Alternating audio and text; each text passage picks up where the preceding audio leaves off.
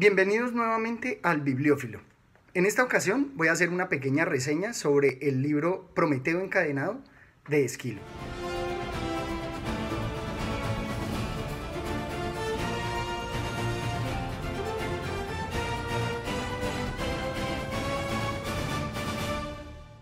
Es un libro clásico, es un libro bastante ameno y afortunadamente en la edición de Penguin Clásicos hay una traducción bastante hermosa, es muy envolvente y trata de conservar de alguna manera la musicalidad de los versos. Es un libro que cuenta pues la historia de cómo Prometeo es encadenado como castigo a lo que él brindó a la humanidad mediante el fuego y las artes para que nosotros los mortales pudiéramos comer del fruto prohibido, a pesar de que puede ser otro mito diferente. Comer del fruto prohibido que nos permitiera obtener la sabiduría o el arte o más aún la técnica y la industria que nos permitiera sobrevivir y casi que volvernos nosotros mismos unos dioses. Vamos a entrar en materia con este hermoso libro que con la recomendación que hace el traductor lo leamos en voz alta y disfrutemos de la musicalidad que nos ofrece la poesía.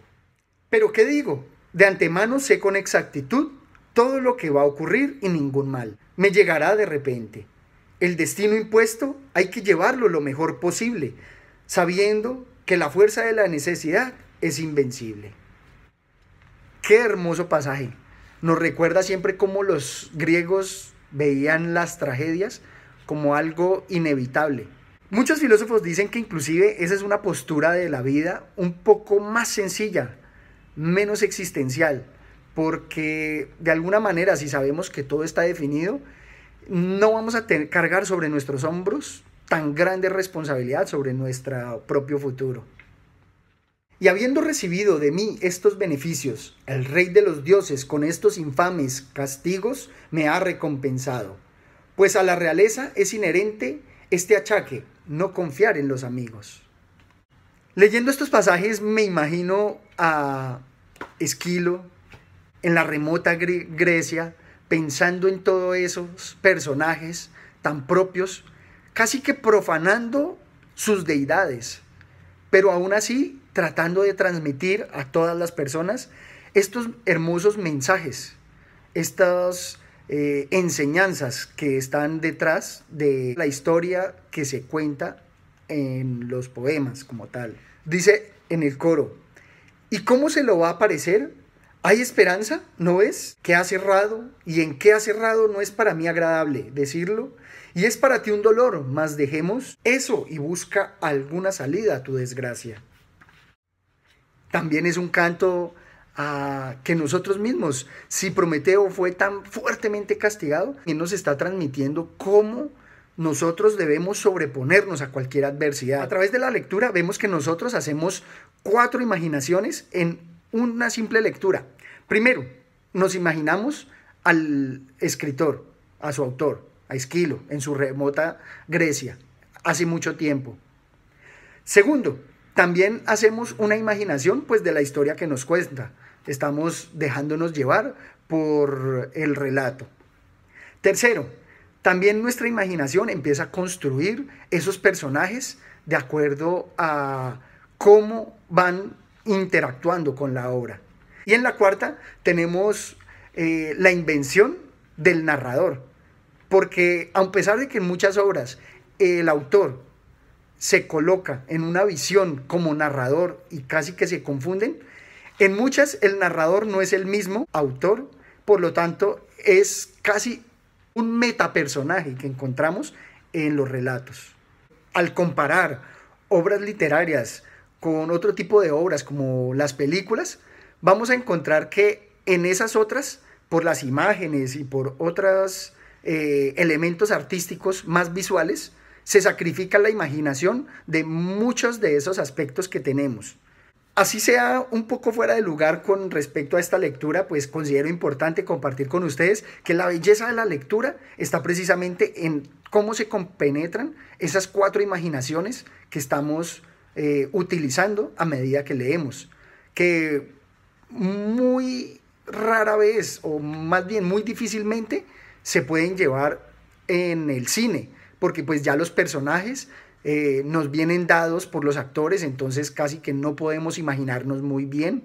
Y lo otro, pues como la historia es visual, se nos presenta como más real, pero por esa misma realidad, la imaginación de los sucesos se va perdiendo.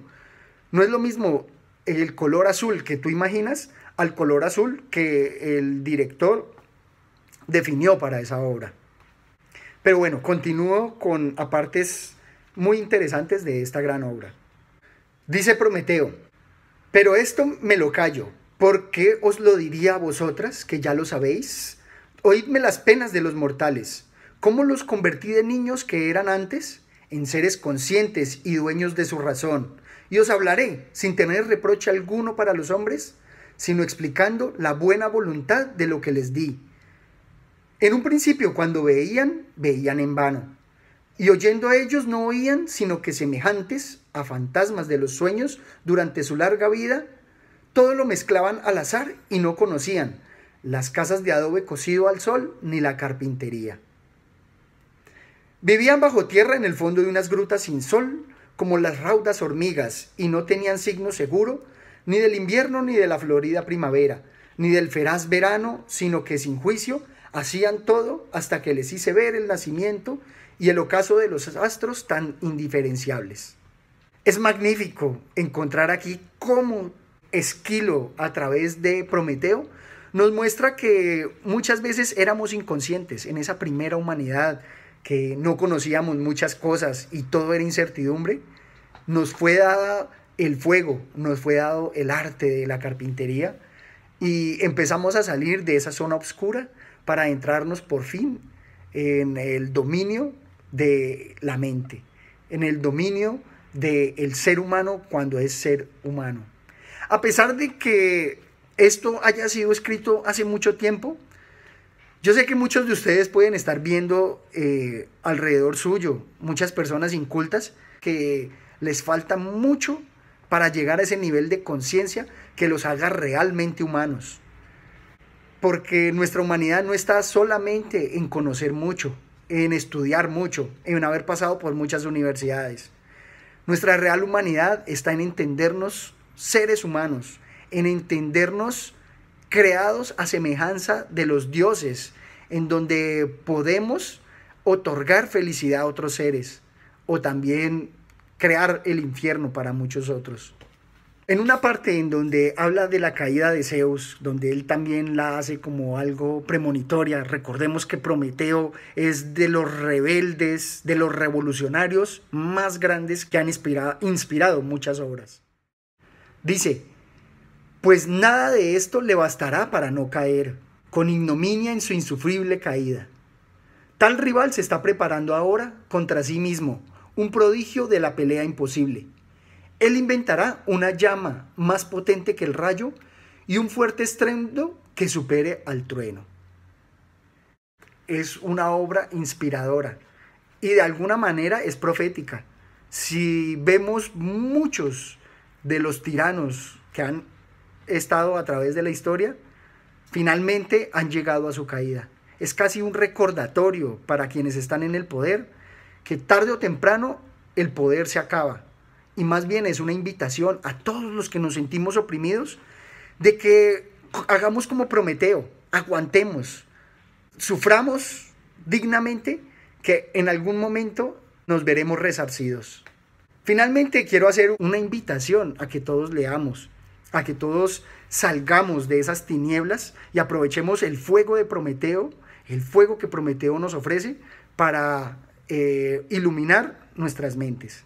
Hay aquí también como una invitación a no solamente leer literatura prosaica, sino también poética, precisamente al estilo escrito o traducido para esta obra de Esquilo, que a medida que se van leyendo, como que van creando el ambiente, te van dando de a poco el narcótico con el cual puedes ir como metiéndote en la onda. El libro te va llevando y te vas fundiendo en esa musicalidad de las palabras para disfrutarlo enormemente. Esto es todo por hoy y espero contar con sus visitas. Muchas gracias.